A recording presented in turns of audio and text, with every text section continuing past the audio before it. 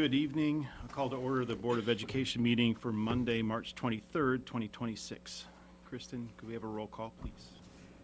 Bridget. Here. Tracy. Here. Eric. Here. Mark. Here. Brian. Here. Ann is absent tonight, and Aaron. And I'm here. I'll verify we have a quorum present. Please rise for the Pledge of Allegiance. Pledge allegiance To the flag of the United States of America and to the republic for which it stands, one nation, under God, indivisible, with liberty and justice for all. Brian, would you please read the school board mission statement? Certainly. Working together to ensure high levels of learning for all. Thank you. Kristen, was public notice given? Public notice was given to the requesting news media. The agenda was posted in school district buildings and on the district's website. Are there any revisions to tonight's agenda? No revisions. I would move to approve the agenda as presented. Second. Motion by Mark, seconded by Tracy to approve the agenda as published. Are there any questions? All those in favor? Aye. Opposed? Tonight's agenda is approved. We do not have any requests for public input on the published agenda, and we'll move directly into a recognition item related to a donation from Hereby by. All right, Mr. President and Board, it's with great pleasure and honor and gratitude that we share that we had a donation of $500 from Beer by Bike Brigade for the On Ability program. And as you've all are aware that we've received many great donations from this great organization, so we thank them. Yeah, again, very much so, and consistently being recognized by that organization. It's great to see. Thanks, Ben. Information items. We have a trip recap. I know Andy and team are here, so welcome Mr. Beckstrom and some of his students. Thank you so much. So, is it working? There we go. My name's Andy Beckstrom. I'm a Spanish teacher at the high school, and I have Lauren Mavrentonis and Valerie Mum-Jansen here. And yeah, we just want to come to say thank you for approving the Panama trip that we did. We did that in late February, early March, and it was a huge success. The kids did an unbelievable job. I felt like we represented Onalaska very well, and there were no major issues at all. Everything went perfectly, and the kids had an awesome time. So thank you for approving it. It was an amazing trip, and maybe I'll turn it over to Lauren here, and you can maybe mention a couple or three of the things that we did. Awesome. A couple of things that I thought were really cool is that we got to go to this orphanage in Panama City, and we got to spend 2 days with the kids for about 3 hours. And it was super fun, and we got to bring different stuff. Like, we made some bracelets with them. Like, I brought some face painting stuff, which they really enjoyed. And we got to play some games with them. And it was really interesting to see the Spanish that they spoke. It was probably the hardest part of the entire trip, since it was like Spanish talk, but it was like from babies and toddlers. And yeah. They were a lot of help with translating some of that. And in the end, I don't think we quite got the message, but it went okay. And then another part I really enjoyed was the fact that we stayed with host families, and that was super fun. My host family, both of them were grandparents, but they had a little grandson that was like 5, and he was super fun. And he really liked to play Uno with us. But he would only play Uno with us if we separated out all of the +4s and the +2 and the wild and the skip cards, and then gave that entire pile to him. And then we played with all the regular cards, so then he could just spam +4s and +2s. And we did that for about 5 hours until like 11 p.m. And then his parents made him go to bed. But overall, it was a super fun trip, and I think my Spanish improved a lot. Thank you for sharing. It's always nice to see the backside of the approval and the experience that students have in going on the trip. So thanks for sharing. Appreciate it. Thank you, guys. Thank you. Thanks. Okay, we're going to move directly into student rep and administrator reports. We'll start with Karina. I have a bunch of things to talk about, but they're all pretty interesting. So first is the forensics team at Onalaska. They recently changed name to the speech team. So this team advanced from the sectional competition, then to the district competition, which took place last weekend, and then advanced to the state competition, which happens at UW-Madison. And this team of about 15 OHS students will be competing with their plays, poems, planned speeches, impromptu speeches, and acting pieces in Madison on April 25th, so it's really exciting. And then our school also has a competitive renewable energy team, and this team builds a small-scale wind turbine and develops their advanced electrical mathematics skills to compete in the Kidwind competition in UW-Madison in early March. And the Onalaska team, which my sister and I founded a few years ago, prevailed over many high school teams, and we will be competing in the world competition in late May, which we're really excited for. And then also Dancing with the Oak Club Stars is coming up April 13th, and many students and staff are excited to see their peers perform at this. And this is actually the same night as our next board meeting, and I won't be here for that because I'm going to be in Washington, D.C. As a part of a team of 4 youth from Wisconsin to attend a National Department of Agriculture conference for 4-H youth. So I'm really excited for that. And then my last thing is that our choir and orchestra departments will be departing from Onalaska on Thursday to head to New York City for an experience of music, culture, theater, shopping, and food. So those are all my things. Thank you. For my board report, I'm going to show a quick video. I've mentioned to you the class of 22 graduate who came back. We actually watched this as part of a staff meeting last week as a celebration. It's only a minute and a half, but I think Eli has some great messages in here. Let's start with when you were in high school. All of a sudden, senior year, things kind of fell apart. What happened? I came into a bad crowd of people that had poor judgment on life, I guess. And, you know, you really are who, what is the saying? You are who you hang out with. And that's truly what affected me the most and prevented me from graduating.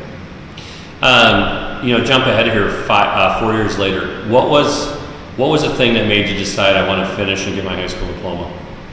I want a better career for myself and a better life. And living this past 4 years, being able to find a job that allows you to work there without even a high school diploma has been pretty hard. Without that diploma, it's just, everything's a struggle in daily life. It's always a thought in my head, so I just messaged you. I figured that's the best way, well, Greshner, best way to contact or get it started is just to talk to the people that had your back from the beginning. And you mentioned that your younger brother's a senior in high school this year, and that you're telling him, hey, you know, don't rush to get out. Tell me a little bit more about that. I just think that people should cherish the moments that they have in the school while they have it. It's going to come by fast. And next thing you know, it's 10 years down the line, or for me, 4, and you're looking back at all the memories that you had and all the things that you could have done. And you're going to miss it. We all do.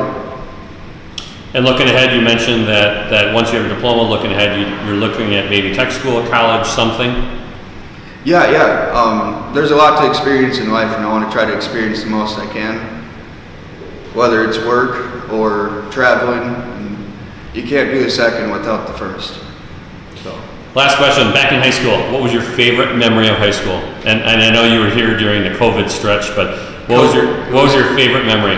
It was definitely COVID. During COVID, when I was able to come in here to Greshner's room and be at the school, it was a small group of people, and some of us knew each other, but by the end of it all, we were all really good friends. And I think that's one of my favorite memories from being here, is just the social environment of it all.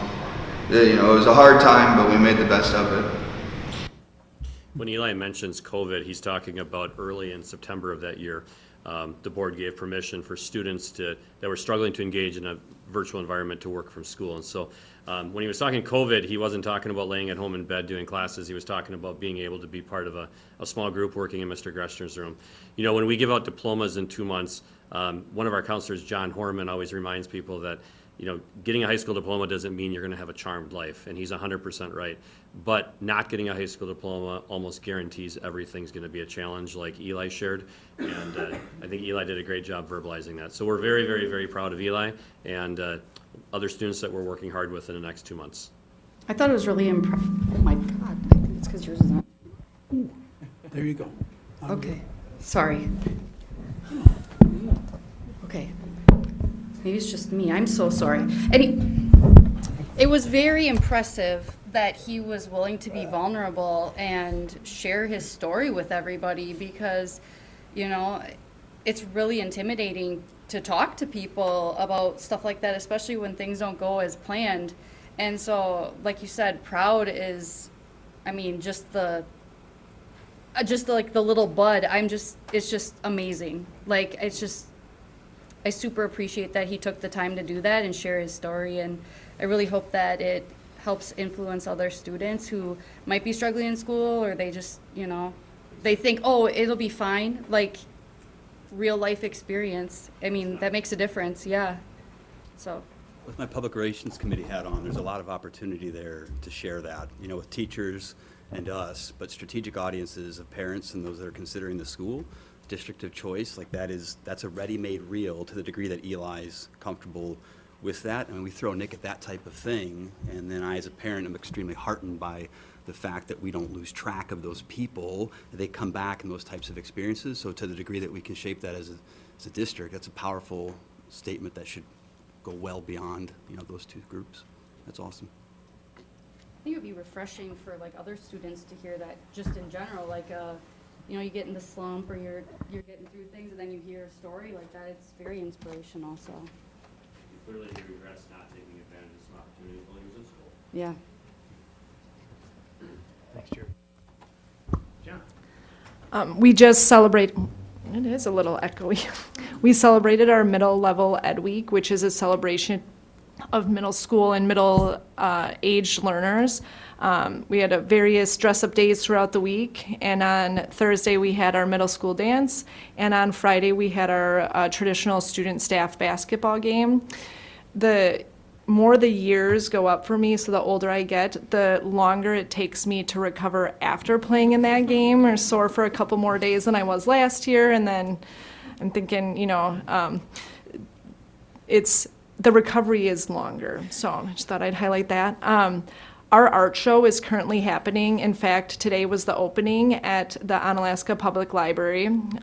March is Youth Art Month, so if you have a chance to get over to the library, we have middle school art all over the library, and it's just a celebration of our art teacher, Mrs. Hannah Carson, and then just our middle school artists who have pieces in the show. Recently, so in the past 2 months, we have taken Ash Jackery, who's our resilient learner teacher, and I have taken small groups of students to UWL for what's called couch conversations. So the UWL puts on these couch conversations, and we took advantage of the Black History Month couch conversation in addition to the Women's History Month couch conversation. We took 5 to 6 students to these conversations. It's really interesting and rewarding to give kids the opportunity to experience higher education institutes. Some of the students that we went along with have never been to UWL before, and just seeing them look at the student union, because I was in the new student union, and just the fast food places that are there and all of these different things, and just exposing them to UWL has been a great experience for myself and Ash Jackery. And then one of the presenters actually came to OMS to meet with a group of our students after they saw that we had a group of middle schoolers there. They came and met with our small group of students because we can't take everybody with us, but they wanted, the presenter wanted to come and meet with a small group of students. It was awesome for the students to be able to experience that personal connection with that presenter. Lastly, we had our spelling bee representative place 3rd in the state. So he won our school spelling bee, and then he moved on to regionals at CISA, and he won the regionals at CISA, and then he went to state this past weekend. And he came in to the library today because we're forward testing. So he came into the library today to get some of his materials. I was like, oh, how'd it go? And he was like, oh, I got 3rd place, and he looked a little sad. I was like, you got 3rd place in the state for spelling. Why are you sad? And he goes, oh, the first 2 go to nationals. So he's just bummed because he just missed the cut for nationals, but we should still celebrate him as a learner because he got 3rd in the state spelling bee. So we're really, really, really proud of him too. Fantastic. Thanks, Janet. Abby, to start for elementary. Just so a couple of things for elementary, like Jana said, we are forward testing as of last week, Monday. So just thank you to all of our tech team, nutrition for bringing us snacks, all the staff who have done training to Lish to help to coordinate, make sure everything's happening efficiently and effectively, which it has so far. So that's good news. Also, we're entering interview season, so we have some positions posted with just all the changes taking place, and we're doing some screening. So just looking forward to welcoming our new team members as we do that part of our process and interviewing and such. And then finally, across our elementary schools, we do have March Music Madness. It's a battle of the decades that each of our music teachers have organized. And so, for example, we have the 60s versus the 70s with Aretha Franklin, Respect versus Stevie Wonder's Superstition, and then the kids listen to each song and then vote for their favorite. So more to come on who wins that competition. Look forward to hear about that. Yes. Yeah. Thank you, guys. We'll move into action items, and first up, Lindsay Banaszak. Lindsay here from Onalaska Education Foundation.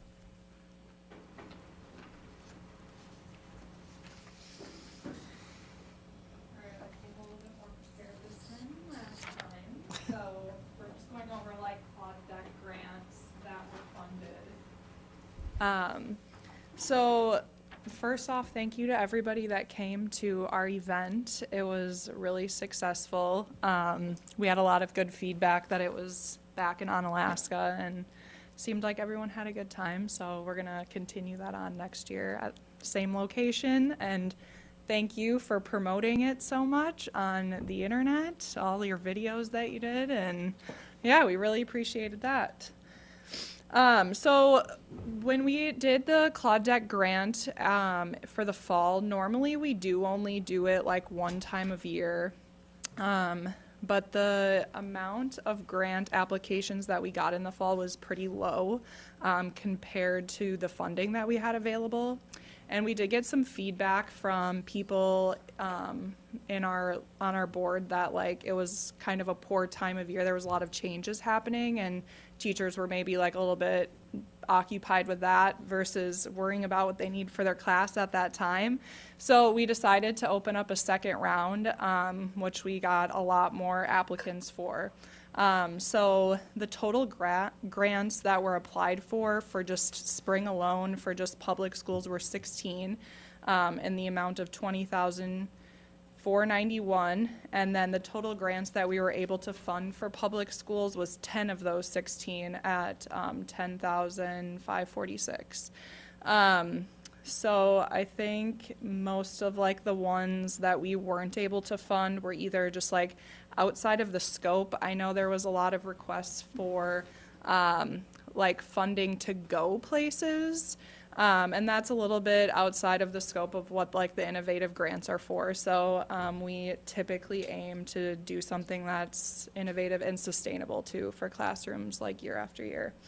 So I'll just quickly kind of go through like the grants that we did fund and what we funded with that money. So for the first one, it was for Hannah Carson. She had asked from the Onalaska Middle School, she had asked for funding for a space in her room to do like puzzles, like kind of like a maker space, she called it. So it was puzzles, seating, button maker, loom, yarn. We partially funded that. Typically furniture is just like outside of our scope, so that's why we didn't fully fund hers. Carolyn Hatlevig at also the Onalaska Middle School asked for a grant for robotics in the amount of $2,739.99, which we were able to fully fund. It sounds like it's robotic kits for the classroom that they will be able to recycle and reuse every year. Next one is for Philip Scholmeyer, and my understanding is he's at like multiple or all elementary schools, and he asked for like a Kinnabar. It goes, I guess, on the bottom of a chair for students to kind of like fidget with if they're struggling to pay attention. We fully funded that. Next one was Anne Marie Dahl at Irving Perch. She had asked for funding to do like kind of podcasting material. So it sounds like the students would be the ones doing the podcasting. And that was for $500, and we were able to fully fund that as well. The next one was Melissa Benzing at Onalaska High School.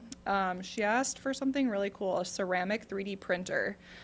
We all really loved that, and that was $1,300, which we were able to fully fund as well.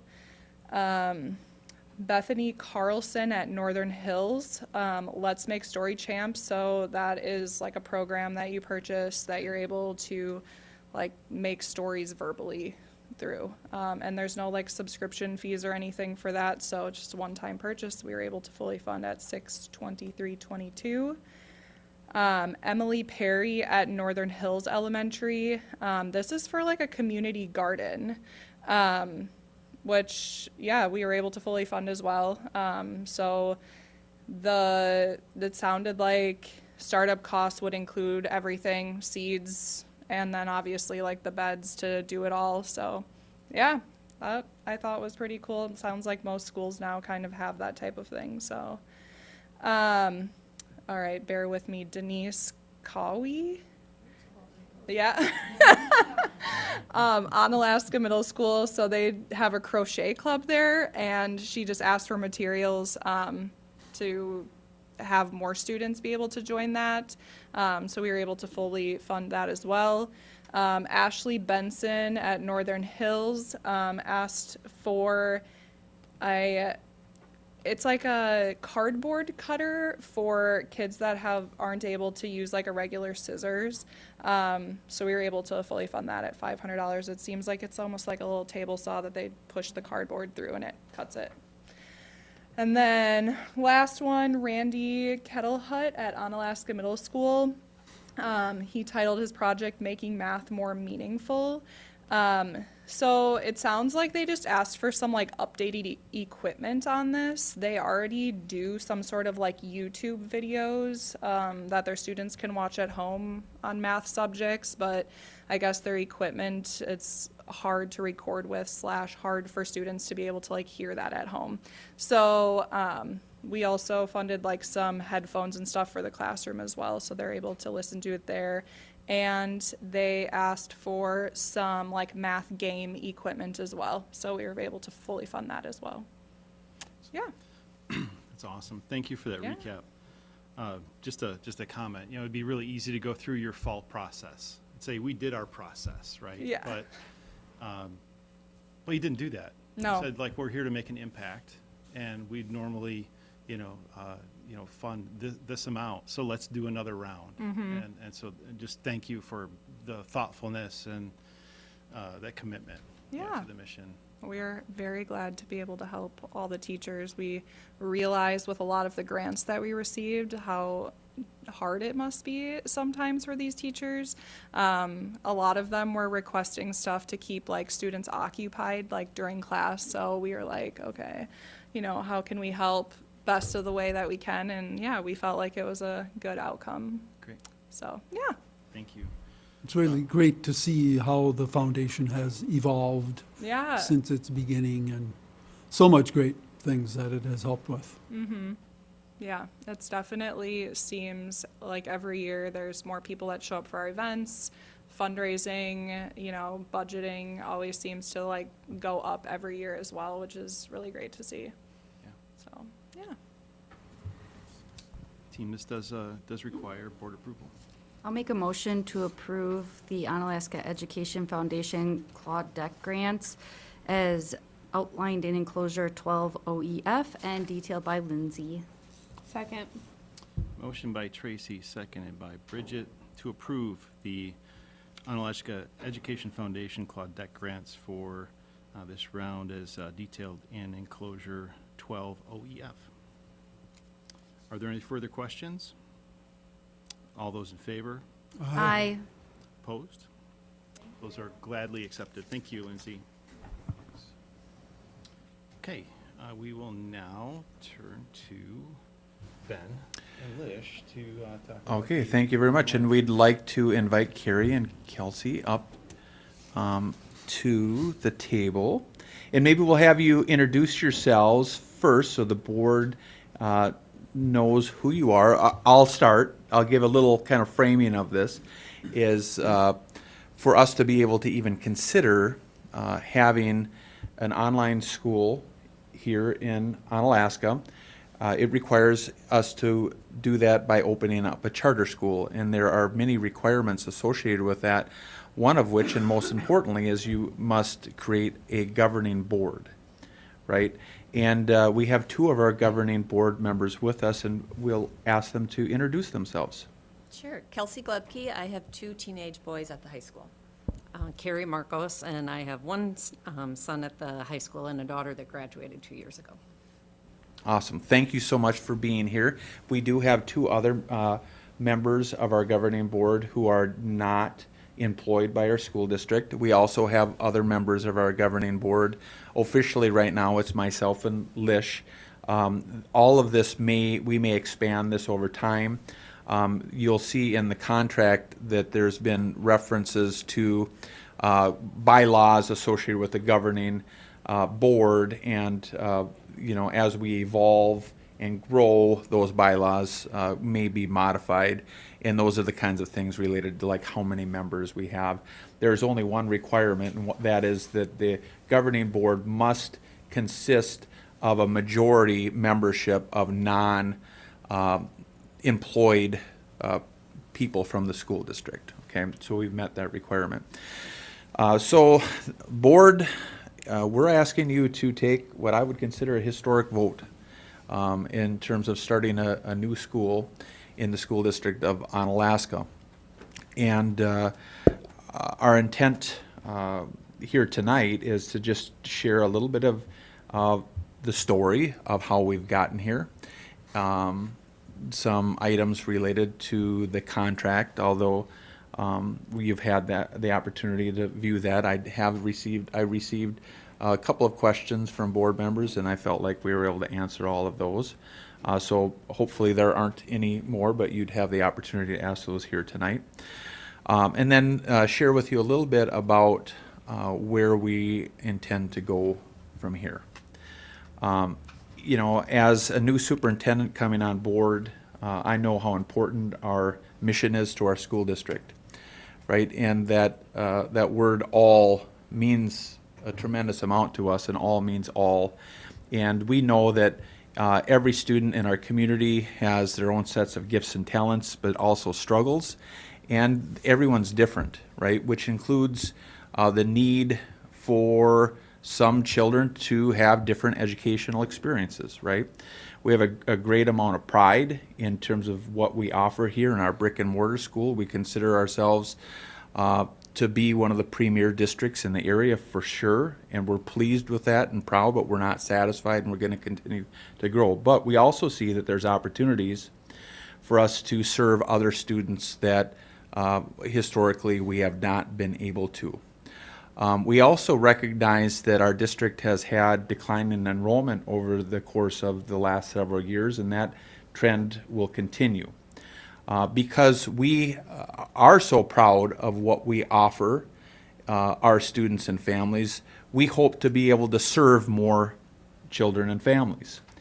And as we've discussed here in this room many times, we don't have the ability necessarily to just magically put more children in the homes that we have in our school district. So we have to be creative and innovative on how we might be able to attract other students from not only the Cooley region, but across the state of Wisconsin. We're very proud of the fact that we are, I believe, the only school district in the Cooley region that is on the positive side of open enrollment. But we know that there's probably a ceiling to that, right? So how can we attract students from outside of the area? And online education is one of those ways to do that. Coming in as your new superintendent, having experience in starting and creating an online school in a previous district, it only felt natural to propose this as a viable option for us to consider here to grow an online program here. And we started having those discussions with the board, with our administrative team, to see if there would be any support for us to move forward with that. And there has seemed to be support all along the way, which then allowed us the opportunity to explore and analyze the feasibility of this, which we have done. And as part of that process, we needed to determine what are the necessary requirements for us to create a school. I shared with you already, it has to be open as a charter school. This will be one, if we add this as a school, it will be one of our schools, so this would be an additional school for us, but it technically on paper would be listed as a charter school. And it would be the Onalaska Online Academy, I believe is what we're calling it. And we created that governing board. We needed to create what's called a contract between the charter and the board, and that's what you have in front of you. As part of that contract, we also had the requirement to become incorporated. That was kind of the last missing piece of the puzzle that we needed to figure out how to do. And we we accomplished that task last week. Therefore, we were in a position to bring this contract to the board. So you'll see that in the name of the title, it will say incorporated after it, or INC. Okay. So I guess to summarize what we are asking the board to vote to approve in this online school would be a K-8 program, right, that we would contract out for services with an organization called Venture Upward, who has a strong reputation nationally amongst home educating families. And that partnership with Venture Upward would provide us the learning management system, which would be the whole infrastructure for the online program, would be the curriculum that is aligned with Wisconsin state standards and many other supplementary kinds of curriculum, all of which our director of instruction and her team have been working with Venture Upward to analyze. Admittedly, we have been on a little bit of a holding pattern because we've done as much work that we possibly can until we are actually officially a school. And we're not officially a school until the board votes tonight, if you choose to support this. So that work will continue on, and Lish, certainly can speak to that if you have questions there, and will likely provide additional background on that as we take you through the journey.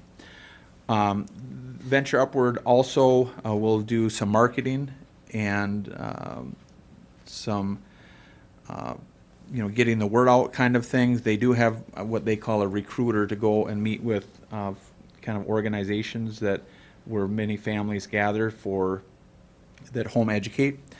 And they also will facilitate the process where a family can get some level of reimbursement for their educational expenses. For example, a computer or internet or some of those kinds of things that are needed to support in terms of supplies for home educating a child. Our responsibility as a school district would be to hire the teachers and basically run it as a school. We have the infrastructure set up in terms of a website right now. We have some tentative plans for some marketing and communication strategies. We will continue to work on the curriculum side of things. We'll be working with HR to start the hiring process. We do feel like our first hires would be an elementary teacher and then a middle school teacher, because this would be a K-8 program.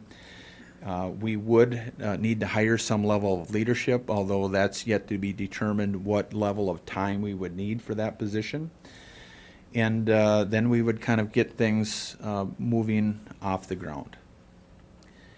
I've just kind of been a little bit disjointed on that, but Kelsey and Carrie, do you have any commentary that you'd like to share on your perspective as charter board members?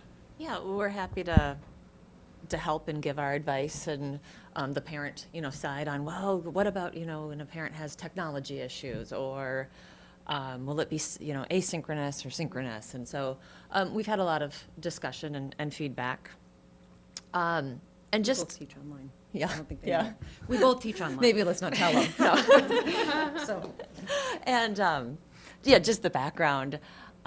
We don't need this option for our kiddos. In fact, I don't see it at all for our kiddos. But we know that there's a need for others. Some unique situations, and there's untapped homeschool population as well that we could maybe reach out to. So, yeah, happy to be on the board and help out.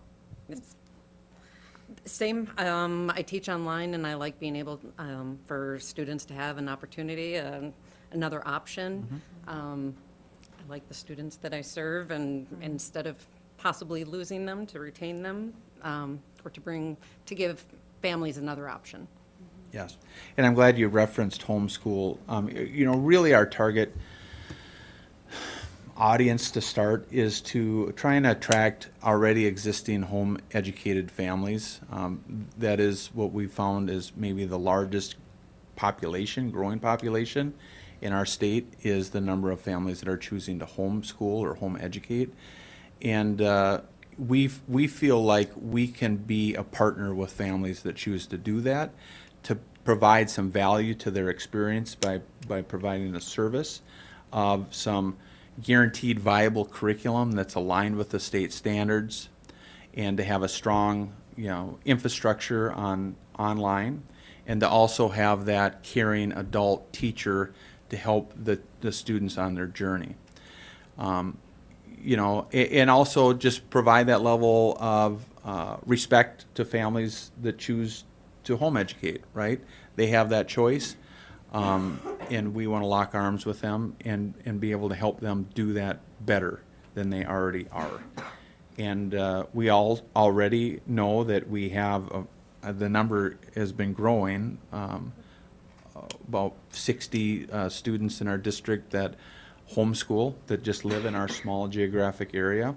And we also have 50 or so, maybe plus, that choose to open enroll to other districts to go online because we don't have an online option. That's just in our district. Through our discussions in kind of exploring this as an option, we found that just in this Cooley region of La Crosse and Holman and West Salem and Toma and Sparta, just in this little pocket of Wisconsin, there are many, many families that choose to home educate. We certainly hope that that some of those families would consider us as a viable solution, but we're not going to stop there, right? We'll be reaching out to the farthest borders of our state to attract as many families as we can.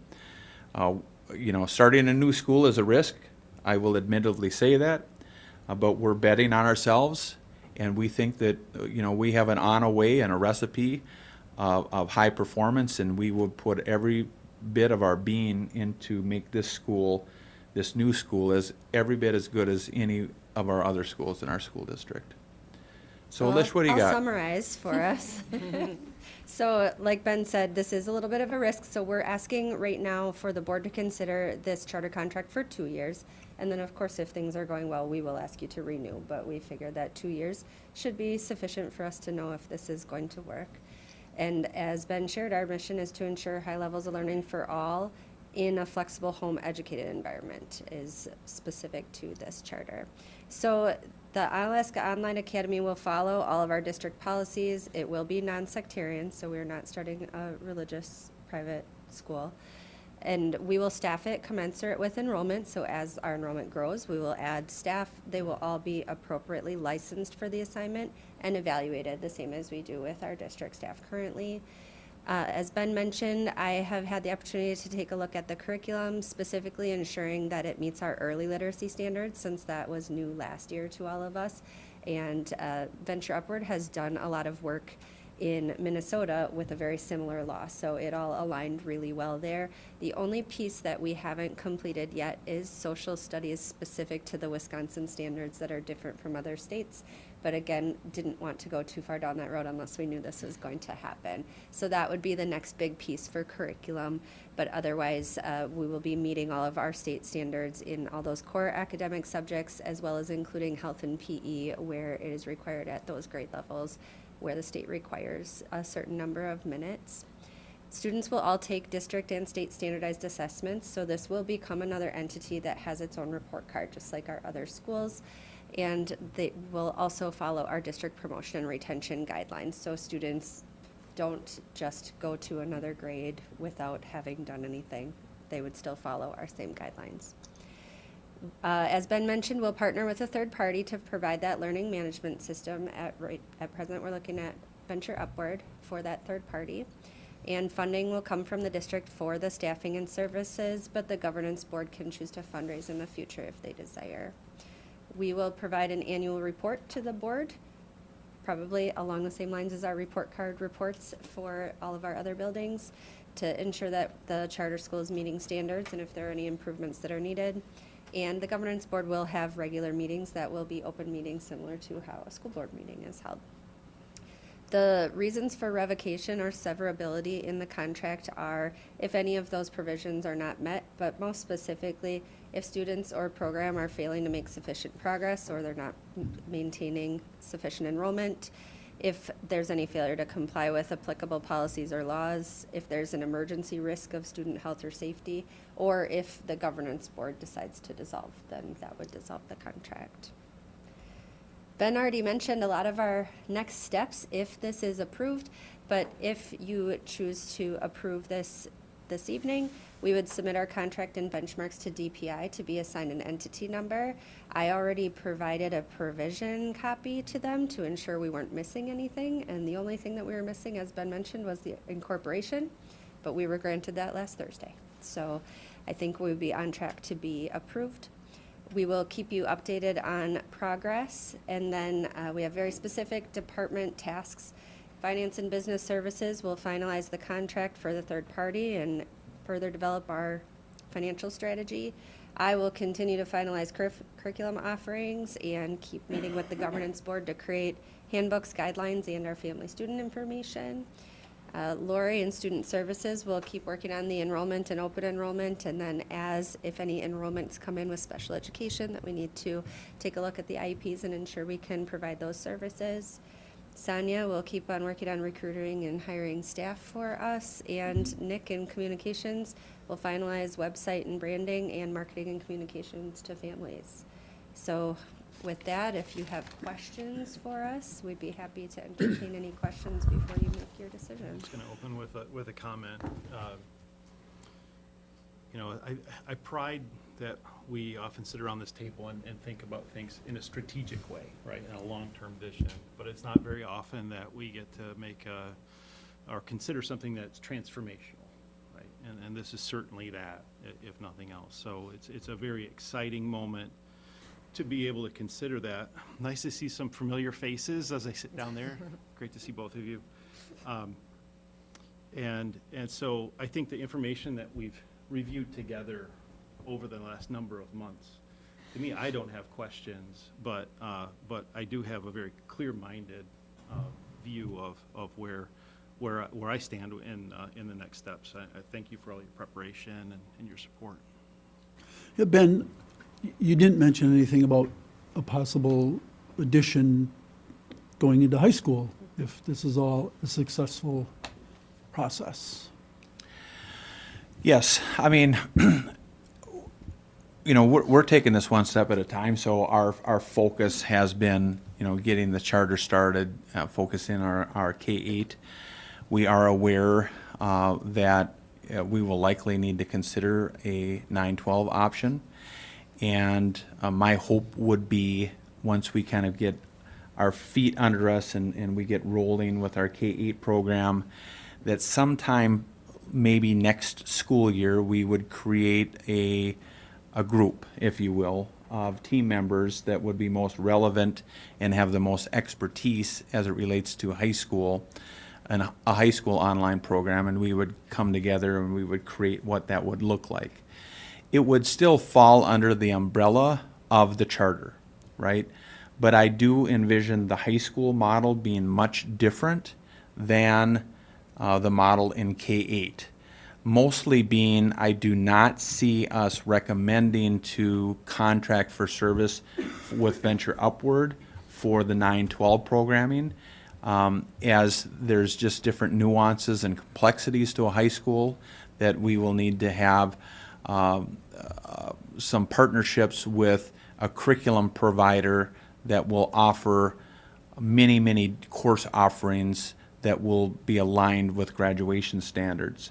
And we will also need to be much more collaborative with the high school administration and the high school team members, because I do see that there will be a little bit more intertwinement, if you will, at the high school level. That's why we'd like to kind of build that with high school, I guess, ideas around what we're going to do. But yes, we know that's something that we're likely going to have to do, and we want to do. We're just not prepared to go there yet. Right, yeah. One step at a time. We did outline that in our intent to form a charter, that hopefully by year 3 at the latest, we would have that high school option, but as early as we have the ability to do it, we would like to. Yeah, okay. And this is beginning our next school year? Correct. Right, yeah.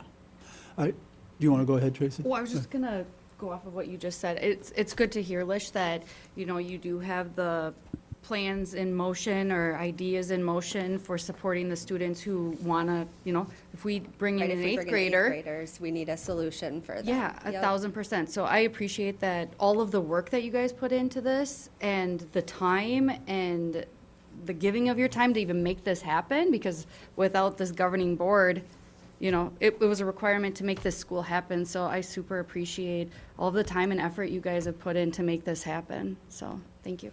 Go ahead. Yeah, all right, thanks. Yeah, I mean, just going through this process and learning all about it to become much more comfortable with it and really excited about this option. And as Aaron said, this is a pretty phenomenal step for us to take. I really appreciated the presentation of Venture Upward. I think that they were very straightforward and upfront with exactly how they operate. I had a number of questions about the contract, but I've become comfortable with all of those after my discussion with Ben yesterday. And yeah, I think probably you two would agree, you know, with what we kind of discovered through COVID and online learning, that some students, that's just the best way for them to learn. And some not. And you figure out right away, or, Sure. you know, you recommend a different path. Yeah, it can be a great fit. And I know teaching online, I've had several students tell me that they wouldn't have graduated had that not been an option. So that's nice to know that we're giving them that option. Yeah. I have a question. I feel like we've simultaneously, this has gone really quickly, but also we've been talking about it for a while. I know when we first started this, there was not anyone else that we were aware of in Wisconsin doing something like this. Is that still the case as far as we're aware, that we would be the only one? Well, The only one really that's looking to help serve that home-educated population as well. There are other virtual schools, you know, virtual charter schools, but not necessarily with the same type of learning management system that Venture Upward offers and with that. So a unique flexibility. proposition for those Correct. families. Thank you. Are there any tied to a school district? There are in Yes, Wisconsin, yes. that are tied to a school district. There are many, many online programs in Wisconsin. You could probably look it up, Google it, and maybe there's 50, right? It's been my experience that there's a lot. There's probably very few really good ones, but every different online provider and school is different, like in terms of their requirements and expectations and some of those things. And that's where I think homeschool families or families that really want to home educate their children, they do their research and they find which one is the best fit for them. Okay, and from the get-go, we knew that our partnering with Venture Upward was unique and kind of had its own niche because it was highly focused on families that are already existing home educated families. Families that are choosing to home educate their children because of their value systems, what's important for them and what they want in life, right? And we're trying to provide extra support to those families that are already doing that. And a big part of Venture Upward is just the flexibility that the program offers. And I think that was the biggest eye-opener for me, Ben, is that the focus is on home-educated families. So I have one question. So we're referring to the school as the Onalaska Online Academy. And then in the contract, it says Onalaska Online Academy Charter School. And then you did say incorporated, we were adding that to the, so is that technically like the full legal That's like name the includes yeah. the word charter school? And the incorporated. Okay, I just wanted to clarify that, thank you. And I will tell you and the board that, what we have to fulfill a formal requirement in a contract is different maybe than how we would market ourselves. We will call ourselves the Onalaska Virtual Academy. Online Academy. Online Academy. Online Academy. Okay. Onalaska Online Academy. Yes, but we're not going to say Charter School Incorporated. Right, It will be on our website. It will be branded. It will have the Honor brand, and we're just going to be another school. Perfect, I just want to clarify that for like the Yeah. website and our school. Okay, It's perfect, some thank you of the guys. things that are in that benchmarks that you have to submit to DPI. There's like specific words that have to be in place there someplace, and the word incorporated or INC with a period is one of them. With a So period. has to be in there. But no, we're not going to call it incorporated everywhere we market, probably. Very much a whole of district and district staff effort, like higher levels of learning, like where the rubber meets the road on this, right? So there's broad consensus, and to Bridget's point about talking about this in a lot of meetings, like it's good maybe to high five, like great idea. Board governance, Janet, like 511, paragraph 511 talks about they can let us know mid-year that there's price increases unforeseen, and then it's submitted.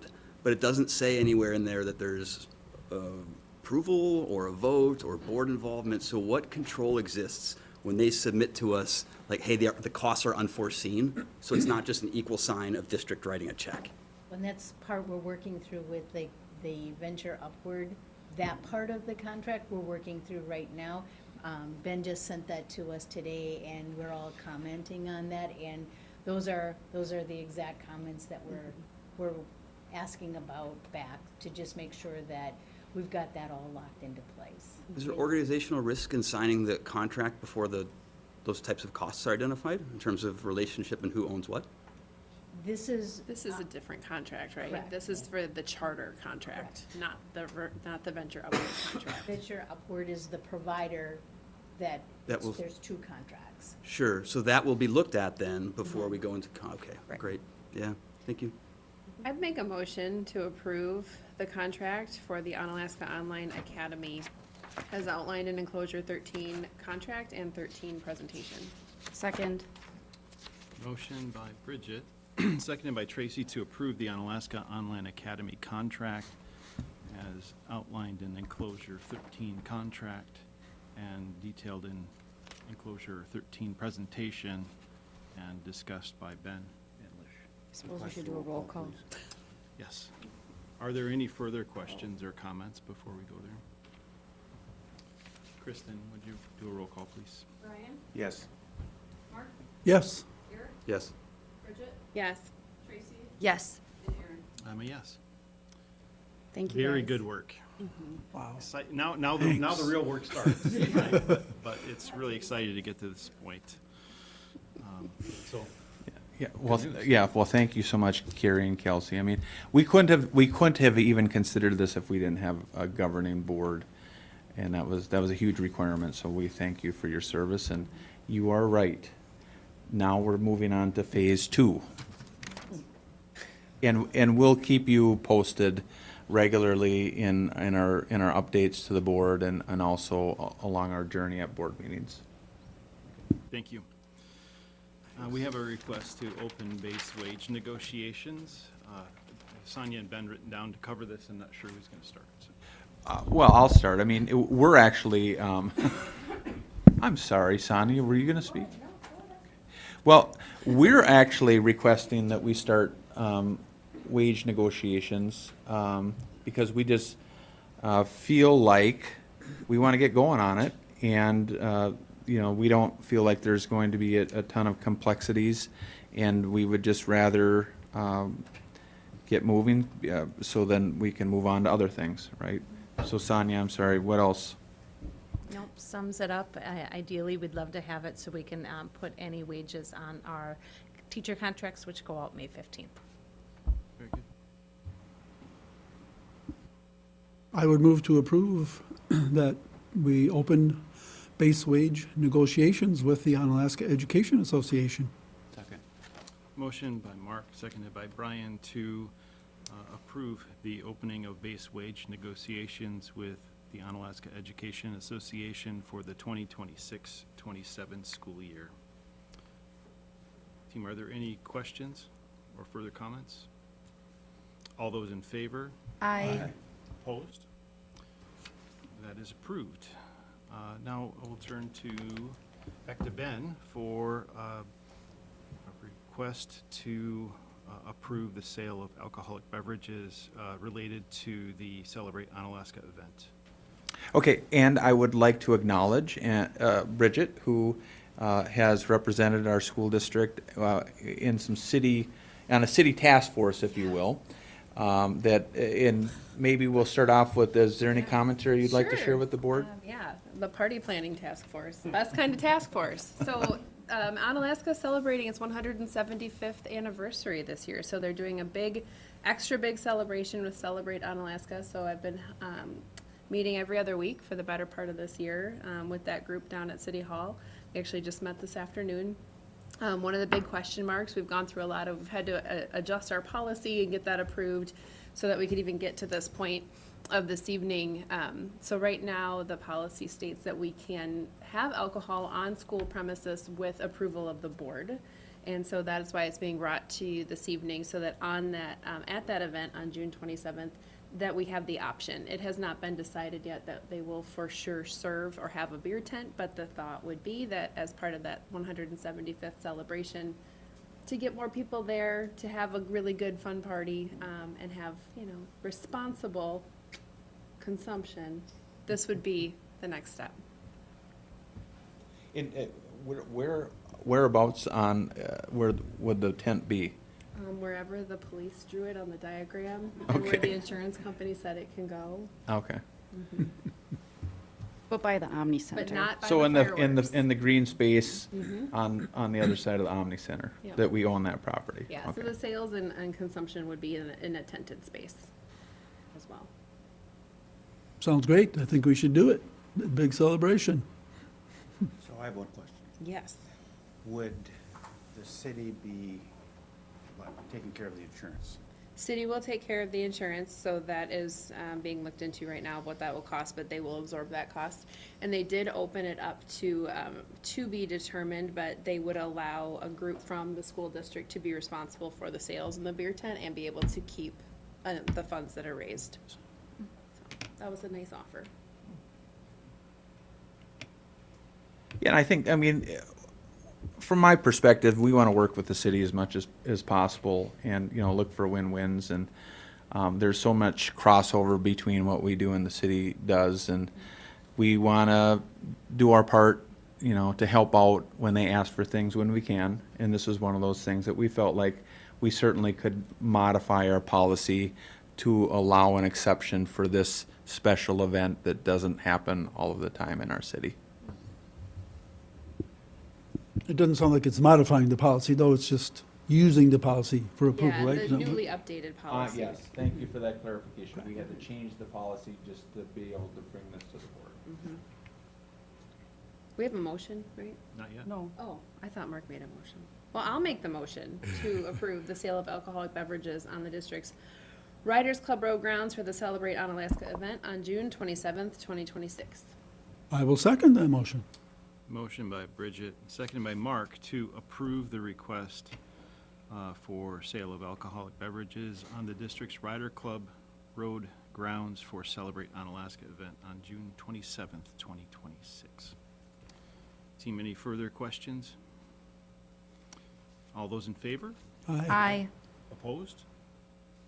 And that is approved. Thank you, Bridget, for your work on that. When I asked, I didn't realize that was going to be every other week, but I appreciate you sticking with it. It's awesome. It's gonna be a fun party, everybody. Mark your calendar. We have our consent agenda. Are there any requests to remove items from the consent agenda for separate consideration? Hearing none, I will hand it. Actually, I'll ask for a motion. I'll make a motion to approve the consent agenda as written. Second. Motion by Tracy, seconded by Mark to approve the consent agenda as written. Ben, Well, Mr. President, if you'd allow me to share just a little commentary, because it's kind of special. We have one of our newest team members in the audience this morning, Tyler Holcomb, or this afternoon, I'm sorry. How long have we been here? Okay, It's 7, it's evening. Tyler, welcome. And Tyler's bride is with us as well, Jenny, and both Onalaska Hilltopper graduates. So that's super exciting. What, are you willing to share what years you graduated? Oh my goodness sakes. After a very intense, rigorous process to find our next Director of Finance and Business Services to replace the position that Janet is in, we selected Tyler, and after a full vetting and screening and second interview and follow-up discussions, Tyler has accepted that position, and we're excited to be able to bring him on board a little bit earlier than we anticipated, to allow him the opportunity to work with Janet and just have a really strong transition, which I think will be really good for him and for us, and it will just be mutually beneficial for everybody, because we understand the significance and the importance of the role that Tyler will be fulfilling for us. Tyler, you got any comments, anything you want to share with the group? Come up to the mic.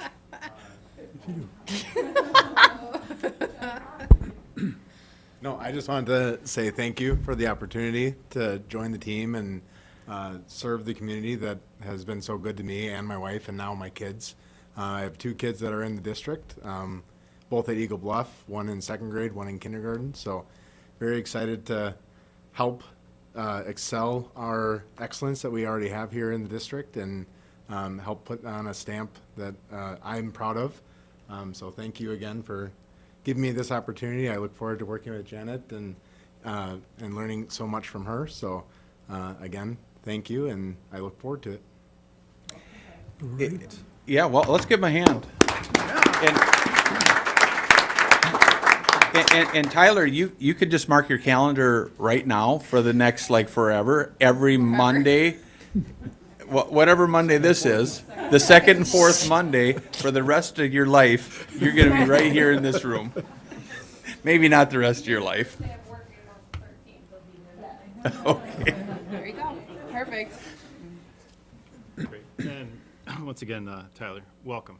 So, team, the consent agenda does require our approval, and I'll ask now for all those in favor. Aye. Opposed? Officially welcome, Tyler. We have no further business. Motion to adjourn. Second. Motion by Brian, seconded by Tracy to adjourn. All those in favor? Aye. We are adjourned. Thank you all.